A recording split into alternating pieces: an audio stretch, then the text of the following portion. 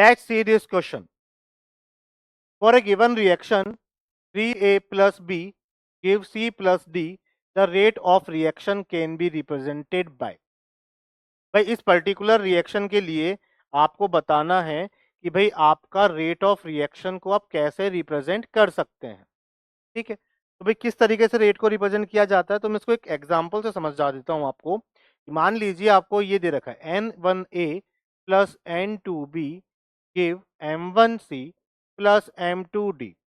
यदि ये आपको केमिकल रिएक्शन दे रखी है और यदि मुझे लिखनी है rate of reaction for this reaction, ठीक है, तो हम कैसे लिखेंगे? रेट इक्वल टू, भाई आपका यहाँ पर ए का क्या हो रहा है?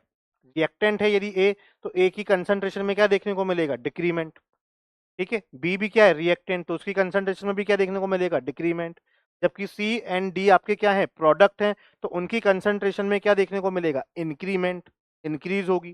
ठीक है, तो यहाँ पे हम कैसे लिखते हैं कि डिसअपेरेंस ऑफ ए, ये minus D A by D T, हम इसको ऐसा रिप्रेजेंट करते हैं, minus D A by D T. वो जो स्टोइकोमेट्रिक कॉफिशिएंट होता है वो इनकी डिवीजन में चला जाता है, 1/n1। ठीक है, सिमिलर बी के लिए लिखेंगे तो minus 1/n2 dB by D T.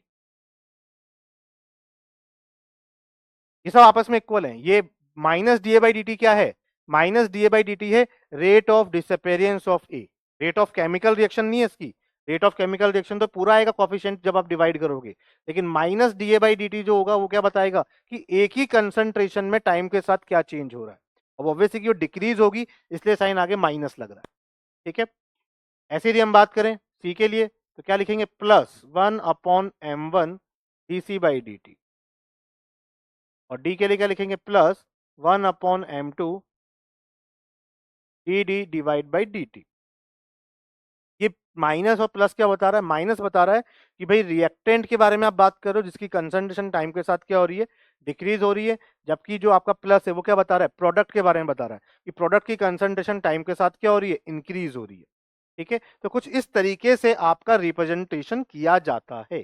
ठीक है, हमें जो केमिकल रिएक्शन दे रखी है उसमें आपको देखो एक ही कॉफिशिएंट कितना है? 3, तो 3 नीचे आ गया, minus 1/3 D A by D T equal to minus D B by D T, coefficient 1 ही है इसका, इक्वल टू सी का कॉफिशिएंट भी प्लस 1 है, 1 ही है मतलब, तो plus D C by D T, और डी का भी कितना है? 1 है, तो plus D D by D T. तो यही आपका क्या हो जाएगा? सही रिप्रेजेंटेशन है।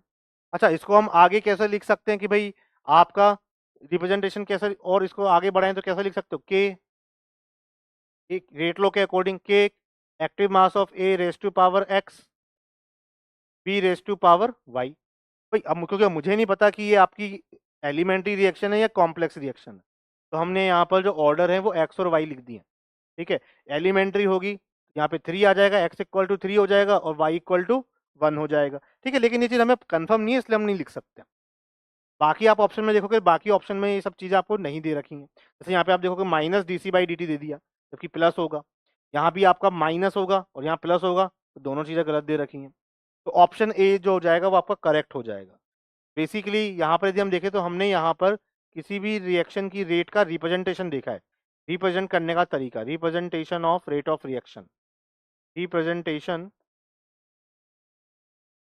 Of rate of reaction. किसी भी रिएक्शन की रेट को आप रिप्रेजेंट इस तरीके से कर सकते हैं, और इसी में यदि हम रेट लॉ इंक्लूड कर देंगे तो ये कहानी भी हम देखने को मिल सकती है। यहाँ से हमें मिला है option A is the correct. Thank you.